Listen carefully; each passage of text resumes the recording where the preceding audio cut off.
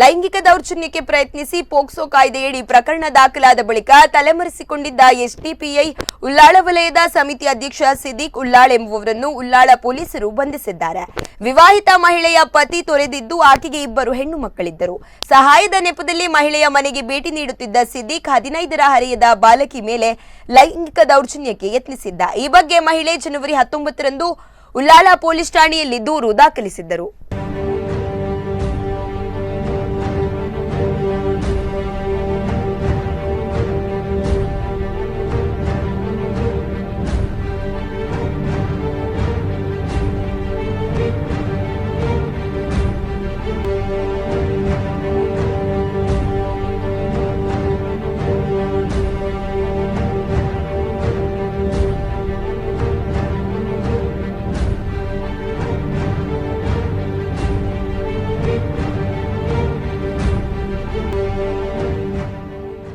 ದೂರು ದಾಖಲಿಸುವ ಸಂದರ್ಭ ಮಹಿಳೆಗೆ ಎಸ್ಡಿಪಿಐ ಉಳ್ಳಾಳದ ಮುಖಂಡರು ಬೆದರಿಕೆಯನ್ನು ಹಾಕಿದ ಪ್ರಕರಣವೂ ಉಳ್ಳಾಳ ಠಾಣೆಯಲ್ಲಿದೆ.